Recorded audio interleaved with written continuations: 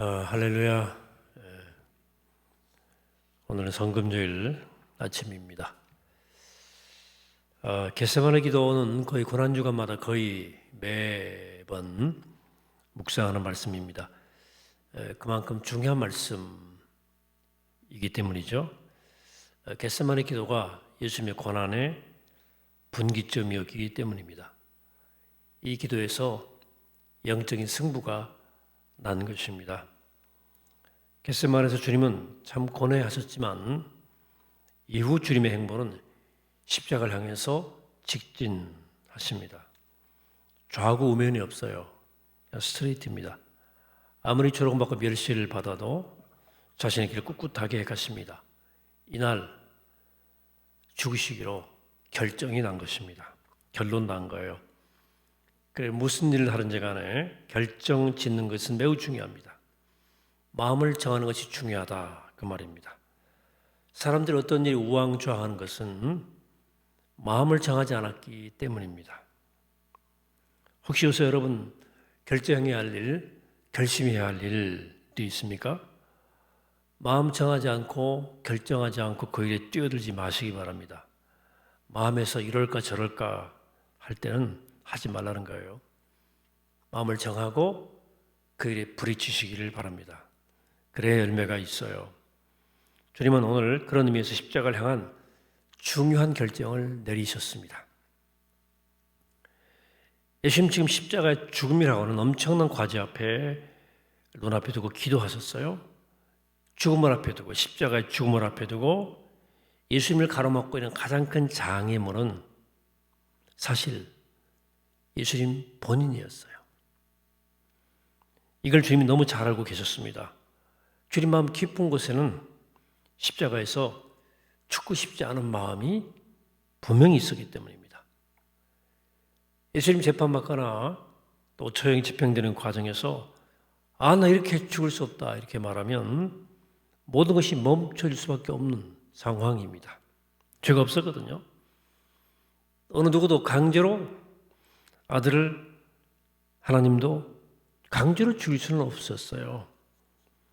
예수님이 당장 나 죽기 싫다 그러면 하늘의 천사들이 내려와서 예수님을 도우실지도 사람들 심판할지도 알 수 없는 일이거든요. 그래서 예수님께서 붙들리기 전에 아주 간절히 기도하신 거예요. 처절하게 기도하신 겁니다. 예수님이 기도하신 것은 철저하게 자신을 하나님의 뜻에 하나님 말씀에 복종시키기 위해서 자기를 쳐내리기 위해서 하신 기도였어요. 예수님은 하나님 말씀에 한치 오차도 없이 모든 일이 이루어지도록 자신을 먼저 준비시켜야만 했습니다. 우선 예수님은 제자들 가운데 가장 사랑하는 가까이 있던 제자 3명을 데리고 가서 함께 기도하셨죠. 3명이 누구죠? 베드로, 야고보, 요한 이 3사람이었습니다. 예수님이 특별히 3사람을 데리고 가신 이유는 물론 이들이 예수님께서 함께 기도해 주시기를 원하셨지만 사실은 가장 신경 쓰이는 실수할 가능성이 굉장히 많은 인간들이 이 3사람이었습니다. 이들은 충성심이 유별났기 때문에 예수님 붙들이실 때 자기 몸으로 지키겠다고 무력을 쓸 가능성이 가장 농후한 인간들입니다. 근데 이들을 데리고 갔어요. 그냥 옆에 두신 거예요. 제자들은 정작 그들도 기도해야 되겠다. 마음을 준비시켜야 되기 때문에. 근데 정작 그들이 기도를 잘 못하는 거죠. 육신이 너무 피곤했고 또 기도가 잘 되지 않았어요. 그날따라. 여러분 역설적이지만 우리도 가장 기도하기 싫고 기도가 잘 안 될 때는 그때가 가장 사실은 기도해야 할 때예요. 근데 이차 그날따라 기도가 안 돼요. 졸기만 하고. 왜? 그때가 가장 마귀의 공격이 시험이 격렬하기 때문에 기도가 안 되는 겁니다. 예수님께서 이 겟세마네 동산에서 기도하신 것을 보면 우리의 상상을 초월할 정도로 예수님께서 힘을 쓰고 애를 쓰면서 기도하신 것을 볼 수 있습니다. 누가에 보니까 예수님이 얼마나 기도하셨던지 힘을 썼던지 땀이 땅에 떨어지는 핏방울 같았더라 라고 하는 대목이 있어요. 어떻게 기도하면 땀이 떨어져서 핏방울같이 되었겠습니까? 핏방울처럼 땀을 흘렀다는 거예요. 이게 참, 그럼 우리 한번 상상해 보면 일단 우리 몸에서 땀샘이 아주 작은 구멍이지 않습니까? 땀은 작은 구멍을 통해서 물이 이렇게 빠져나오는 거거든요. 송글송글 나오는 거죠. 예. 많이 모이면 큰 땀방울이 되기도 하지만 일단은 작은 방울로 피부로 이렇게 송글송글 나오게 돼 있어요.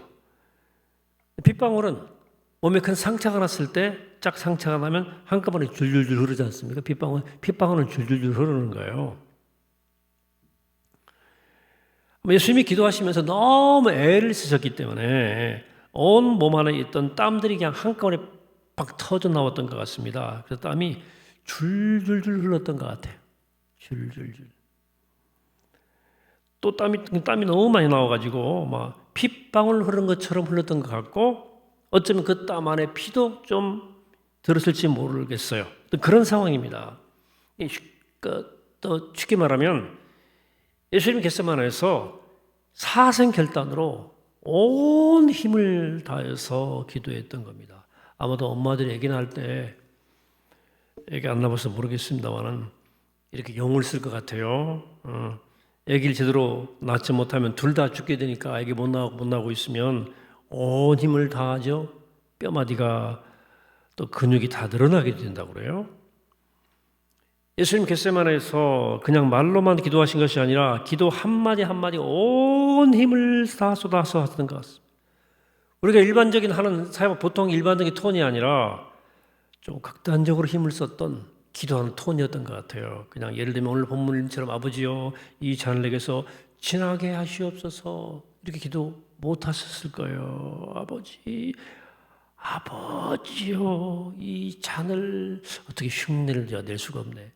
내게서 지나가게 하옵소서 그러셨겠지. 쿨하게는 기도 못하셨을 것 같아요. 진을 짜듯이 기도하셨을 것 같아요. 우선 예수님은 제자들에게 자신의 솔직한 심정을 이렇게 말씀하십니다. 33절에서 베드로 야고보와 요한을 데리고 가실새 심히 놀라시며 슬퍼하사 말씀하시되 내 마음이 심히 고민하여 죽게 되었으니 너는 여기 머물러 깨어 있으라 하시고 우리가 큰 수술 받게 될 때 미리 마음의 준비를 하지만 막상 시간이 다 되어 오면 또 긴장되지 않습니까? 수술 때 막 올라갈 때는 두려워요. 마음 준비했는데도 좀 불안해요. 마찬가지로 예수님도 지금까지 십자가를 향해서 걸어오셨지만 막상 눈앞에 십자가 현실이 딱 죽음의 현실로 딱 다가오니까 너무 마음이 놀랍고 슬프셨던 것 같아요. 아마 마음속에 엄청난 두려움과 불안이 몰려오면서 이걸 어떻게 내가 감당하지? 두려우셨던 것 같아요. 이제 그 마음이 막 꽉 차가지고 못 참을 것 같아가지고 제자들 앞에서 점잖게 속으로 괜찮은 것처럼 견디는 것이 아니고 내가 고민되어 죽게 생겼다. 이렇게 말씀한 거예요. 여러분 저도 웬만해서는 우리 당원들이나 교우들에게 내가 지금 죽게 생겼습니다. 고민돼서 이런 말 잘 안 하잖아요. 예수님이 얼마나 힘들었으면 예수님 입에서 내가 지금 죽게 되었다 하고 말씀하실 정도로 속이 다 녹아버린 거예요. 심장이 그냥 튀어나올 것 같아. 극한 고통과 두려움이 밀려오신 거예요. 그 정도 주님 말하실 정도면 그래서 하나님 앞에서 예수님은 가장 솔직한 기도를 드렸습니다. 35절에 조금 나아가사 35절 나아가사 땅에 엎드려 될 수 있는 대로 이때가 자기에게 지나가기를 구하여 이르시되 아버지여 아버지께는 모든 것이 가능하오니 이 잔을 내게서 옮기시옵소서. 분명하죠? 여기서 예수님 십자가 지는데 가장 큰 걸림돌은 예수님 자신이었어요. 예수님도 인간이니까 비참하게 죽는 것이 너무도 두려웠고 결코 죽고 싶지 않은 마음이 있었어요. 그래서 예수님께서 겟세마네에서 드린 기도의 내용을 있는 그대로 말하면 이런 기도죠. 아버지, 저 죽고 싶지 않아요. 말입니다. 아버지는 모든 것을 할 수 있으시니까 내가 죽지 않고 인간을 구원하게 해달라.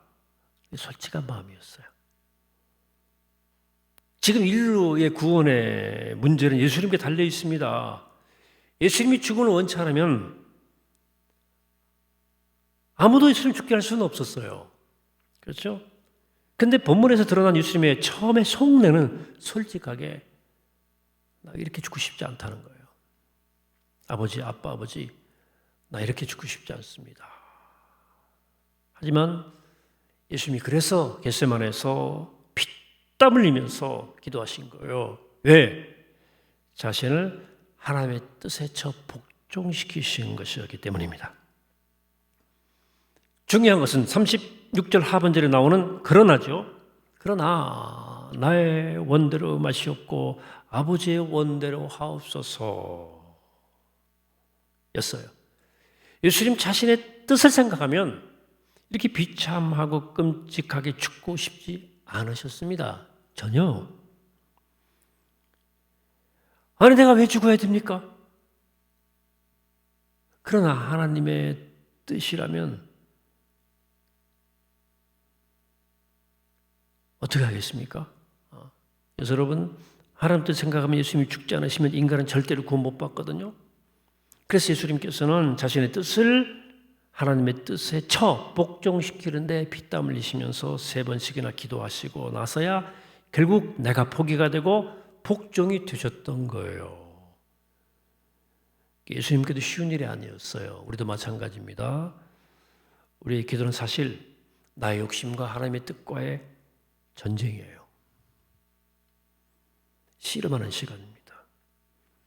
처음에는 기도한다고 하면서 우리의 요구사항을 하나님께 나열하죠.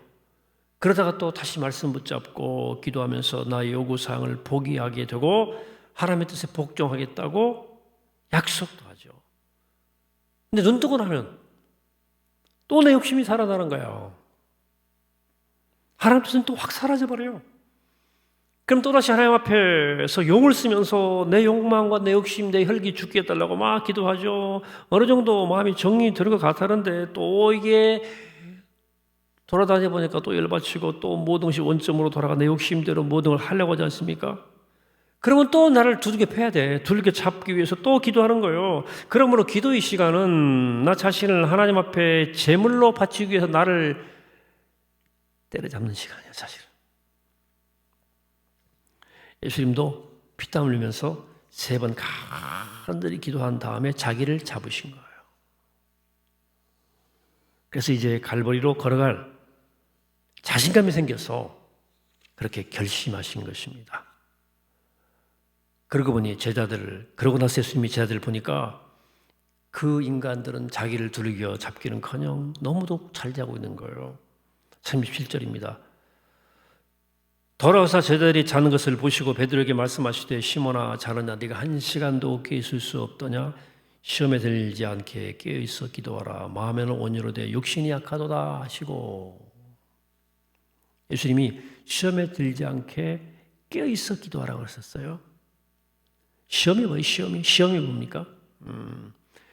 여러 가지 어려움 가운데 하나님을 붙들지 못하고 자기의 인간적 생각에 빠져 하나님을 향해서 때로 원망도 불평도 하는 거예요. 이 시험입니다. 우리가 이 세상 돌아가는 것을 보면은 시험에 들 수밖에 없죠. 시험에 들어요. 불평도 나오고 원망도 나오고. 그런데 하나님 말씀 붙잡고 결사적으로 기도하면 사람의 소리가 안 들리고 자기 생각도 사라지게 되는 그런 지점이 옵니다. 어떻게 하면? 결사적으로 기도하면.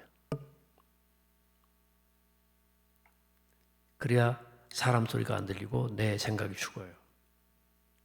그래야 시험에 승리할 수 있습니다. 이렇게 해야. 예수님은 우리 마음을 너무 제자들 이해하셔가지고 너희들이 마음은 온유로 돼 육신이 약하구나. 다 걸려 넘어지는 문제 아닙니까? 마음으로는 기도하고 싶고 걱정하지 않고 살고 싶고 모든 걸 믿음으로 딱 맡기고 해결하고 싶은데 몸이 말을 듣지 않는 거예요. 우리 안에는 인간적인 생각들이 늘 하나님을 대적하고 불순종하기 위해서 하나님의 뜻을 이루지 못하게 방해합니다. 그래서 우리의 신앙은 어떻게 하면 나 자신을 영적으로 두들겨 잡는가 하는 것입니다. 나의 생각, 나의 혈기, 나의 고집, 나의 자아, 나의 인간적 계산을 누르고 잡아 하나님의 뜻이 내게서 이루어지게 하는 거예요. 여러분 인생 가운데 이 싸움을 한 번쯤 크게 해야 됩니다. 우리 인생에도 겟세마네가 다 필요해요. 이 결정적인 싸움에서 승리하지 못하면, 승부를 보지 못하면 여러분 주님 나라 갈 때까지 나를 못 이기고 하나님의 뜻을 이룰 수 없습니다. 수제자? 아무 필요 없어요. 베드로 보세요. 겟세마네 기도에서 예수님이 체포당하시고 예수님은 그래도 멀찍이 따라가지 않습니까? 예수님 말씀대로. 근데 큰 신앙의 낭패를 보지 않습니까? 베드로는 예수님으로부터 너 오늘 밤에 닭 울기 전에, 새벽도 울기 전에 3번 다 너 나를 부인할 거야 그랬지 않습니까? 그러면 베드로는 그 말을 들었으면 적어도 새벽 닭 울기 전까지는 조심했어야 돼요. 가능하면 어디 그냥 숨어 있었으면 더 좋았을 겁니다. 세상에서는 그 짱 박힌다고 그러죠. 어디 가서 콱 처박혀 있었으면 좋았을 건데 도저히 궁금증이 생겨가지고 이 성격상 그냥 돌돌 따라간 거예요. 멀리서 사람들의 뒤를 따라와서 대제사장 집에 뜰까지 들어왔잖아요. 그때 이미 많은 사람들이 들어와서 불을 쬐고 있었기 때문에 베드로는 그 사이에 숨으면 될 줄 알았죠. 근데 생각보다 베드로를 알아보는 사람들이 많았습니다. 거기 있던 하인들 중에서 예수님 말씀을 듣고 따라다녔던 사람들도 있었던 것 같아요. 처음엔 어떤 여자 종이 베드로를 지목하면서 너도 예수와 함께 있었는데, 그때는 사람들의 관심이 예수님께 쏠려 있었기 때문에 이 말이 사람들의 큰 관심을 끌지를 못했던 것 같아요. 그래 위기를 좀 부인할 때 위기를 모면했거든요. 나 무슨 소리냐 하고 넘어갔는데 조금 뒤에 또 다른 요정이 이 사람도 그 당이라 했어요. 베드로가 또 부인했습니다. 나중에는 다른 사람이 그가 이 갈릴리 억양이기 때문에 예수님의 당이 틀림없다고 말씀을 말하니까 그때는 저주까지 하면서 나 모른다 하면서 예수를 모른다고 부인했습니다. 그러고 나니까 닭이 2번 울었어요.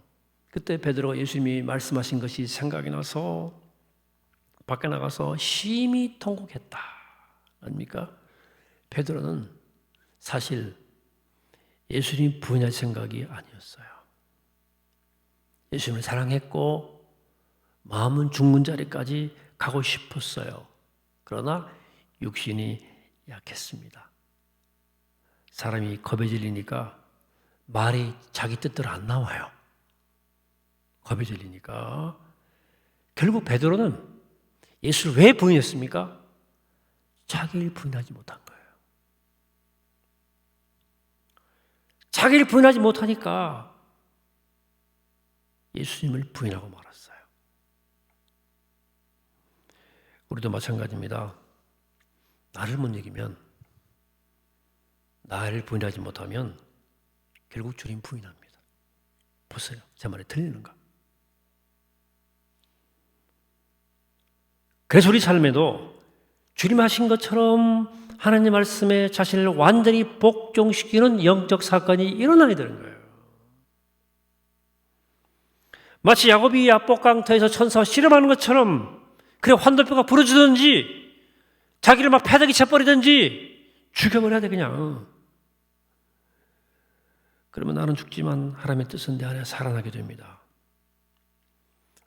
이게 안 되면, 나를 부인하지 못하면, 나를 십자가에 못 박지 못하면 하나님의 뜻은 결코 내 안에서 살아나지 않습니다. 오늘 성금요일입니다. 사실은 주님이 돌아가신 날이죠. 그러나 사실은 나를 십자가에 못 박는 날이에요. 우리가 왜 금식하고 그럽니까? 나를 못 박는 거예요. 예수님의 고난이 슬퍼서 금식하는 것이도 하지만 더 중요한 건 나를 못 박는 거예요. 왜냐하면 내가 십자가에 달리지 않으면 결국은 내가 다시 예수님 십자가에 못 박거든요. 예수님 부인해버리는 거야. 나는 하나님의 뜻을 이룰 수가 없어요. 사랑하는 여러분, 오늘 바라기는 성금요일 우리 복잡한 생각들과 인간적 고집들이 다 드러내 주님의 뜻 앞에 복종시키시기를 바랍니다. 그래 주님의 겟세마네의 기도, 이 주님이 치른 이 영적 전투를 우리도 치르면서 우리도 결국은 주님 가신 그 길 영광스럽게 따라가는 그리스도의 복된 제자가 다 되시기를 이 아침 주의 이름으로 간절히 축원합니다. 기도하시겠습니다. 거룩하시고 자비로우신 하나님, 오늘 거룩한 이 아침 주님 말씀을 듣습니다. 주님께서도 하나님의 뜻에 자기를 복종시키기 위해서 정말 결사적으로 사생결단으로 3번씩 기도하셔서 자기 뜻을 꺾으셨습니다. 이 영적 전쟁에 승리하심으로 십자가가 우리의 구원이 이루어졌는데 우리 또한 인생을 살아가면서 주님처럼 인생 결정적인 순간에 겟세마네 전투의 영적 기도의 전투의 대가를 지불하게 하시고 나는 죽고 내 안에 주님의 뜻이 살아나게 도와주시옵소서. 하나님, 나를 부인하지 못하면 내가 주님을 결국 부인하고 맙니다. 또 주님 십자가에 못 박고 말 텐데 그런 부족한 종이 되지 않도록 하기 위해서 오늘 성금요일 깨어서 기도하며 주님과 함께 십자가에 내가 장사되는 거룩한 날, 복된 날, 승리의 날이 되게 하여 주시옵소서. 감사드리옵고 예수 그리스도 이름으로 기도하옵나이다.